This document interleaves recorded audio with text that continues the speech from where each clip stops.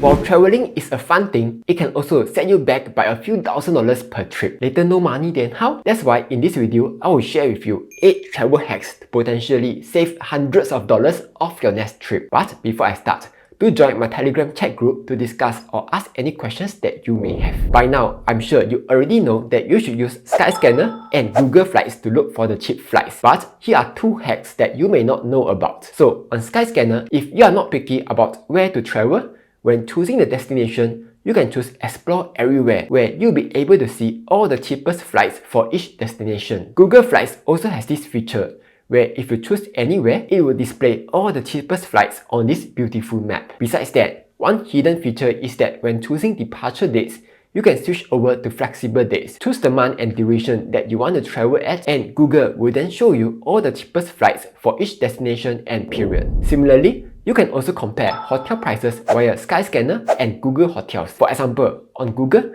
I can see all the prices for this hotel. They also have this feature where they can recommend to me the top areas to stay, when is the best time to visit, as well as the expected price that I will have to pay for each hotel type. Here's a super hidden trick. Once you have decided which site you want to book your hotel at, don't just book the hotel straight away. Make sure to compare the prices on both the web and the mobile app, because sometimes the hotel prices can be different depending on which you use to book. Nani? For example, this is a hotel in Seoul. If I were to book it on the web, it will cost me $103, but on the app, it's just $91.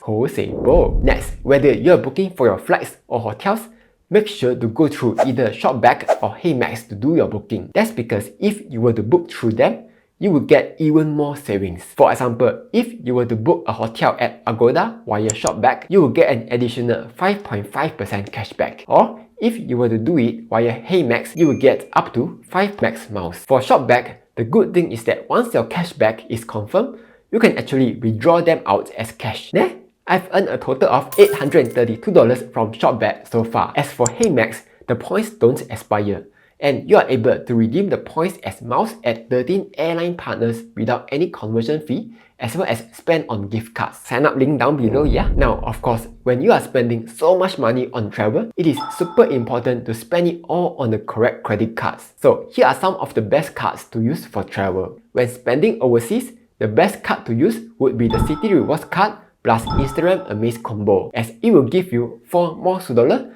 plus 0.5% cashback on overseas spends such as dining, grocery, shopping, and so on. But just take note that travel-related categories such as car rentals, airlines, and hotels won't qualify for the 4 miles to dollar, yeah? The second best card for travel would be the DBS Women's World Card, which gives 4 miles to dollar on most online spends and has a much higher $1,500 cap. But if your flight and hotel spending is way higher than that, you can check out the UOB Privy Miles card. But if you were to book airlines and hotels via Agoda and Expedia, the earn rate would go to 6 miles to dollar. The benefit of this card is that there's no spending cap, so you can go and buy like $10,000 worth of tickets and you will still earn 6 miles to dollar on the full amount. If you are a beginner, all this will sound super confusing. So here's a pro tip. You can head over to HeyMax to easily find what are the best cards to pay for your stuff. So for example, for Scoot Flights, DBS Women's World Card gives 4 miles to dollar. Or if you are a cashback card person, you can also see what are the best cashback card to use. Quick pause. If you are looking to trade options,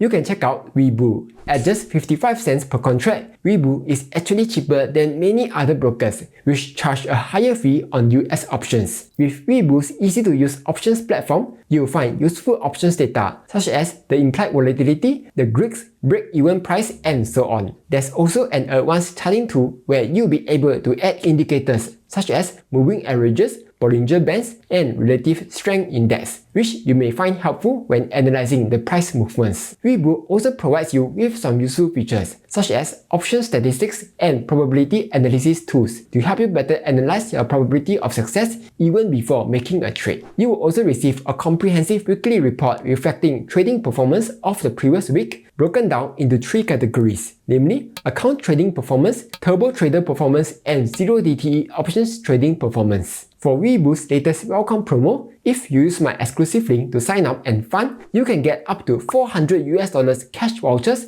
and up to 7% USD money boo per annum yield, capped at $100,000 for up to 180 days when you deposit and subscribe $100K to money boo. This promotion is eligible for new users only. But if you are an existing user, there's a new transfer in promo where there are 4 tiers and you can get anywhere between $50 to $1,500 trading vouchers when you fulfill the requirements. This is eligible for both new and existing users who have not transferred shares in before. So if you're interested in taking your investing to the next level, do sign up to Weeboo using my link down below. With that being said, let's get back to the video.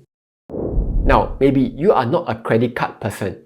Plus, when you go overseas, not every place accepts credit cards. Like, later you try to pay with the card, the other person be like, so, an alternative is to use multi-currency cards. These are like your Utrip, Wise, Trust Card, and so on. The good thing about these cards is that there's no annual fee. But more importantly, all of these cards have exchange rates that are better than the rates that you get from money changers. So, instead of going to money changers to convert your currency, it's better to spend with the multi-currency cards instead. But then I thought you said some places don't accept cards. So the other benefit of multi-currency cards is that you are able to use them to withdraw money from overseas ATMs. This allows you to always get the best exchange rates possible. So what are the best multi-currency cards to use? Check this out.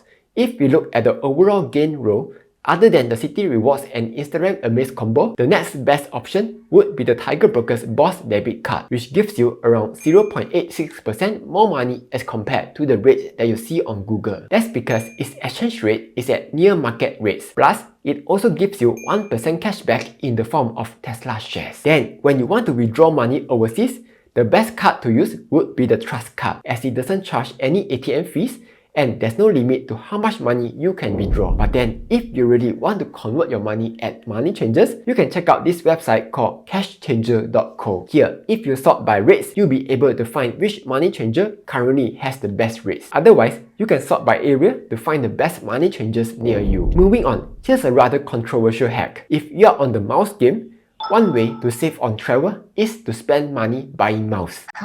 What? So let's say you want to fly to Paris. The cheapest one-way flight would cost $1,071 on economy class. But with a 14-hour flight, you know that by the time you reach there, your backside will sit until flat liao. But then, you also know that you won't pay $5,365 just to upgrade to business class, right? Probably, at most, you are only willing to pay a bit more to upgrade from economy class. So, maybe $1,500? Meanwhile, a business class ticket to Paris would need 103,500 miles to redeem. So, if you take the $1,500 that you are willing to pay for business class divided by 103,500 miles, you will get 1.45 cents per mile. Obviously, the best way to earn miles is to just earn for free via credit card spends. But as long as you are able to earn miles at anywhere below 1.45 cents, you will also be saving money. So think of it like a discount. You can buy miles via payment services such as CardUp and CityPay. For example, CardUp charges a 1.85% fee for recurring payments. So if you were to pay for maybe your insurance premium via the UOB Premium Miles card, you are buying miles at 1.3 cents each, which is still lower than the 1.45 cents that we got earlier. Also, this is just the usual rates. There are times when CardUp and CityPay would come out with some offers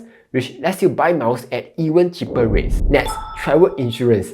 Some credit cards give you complimentary travel insurance when you charge the full fare of the flight ticket to your card. For example, UOB Premium Miles has a 500k coverage for accidental death and 50k coverage for medical benefits, while HSBC Revolution covers 300k for accidental death and 6k for flight delays and trip cancellations. However, if you look closely, sometimes they exclude certain stuff such as medical expenses. In that case, you will need to separately get your own travel insurance just to cover everything. One easy way to get travel insurance is to look for them at the SingSaver website. This will not only let you find the best insurance based on your needs, but it also comes with occasional discounts and even free gifts. So those were the 8 travel hacks to save a ton of money off your next trip. Anyway, that's all for this video.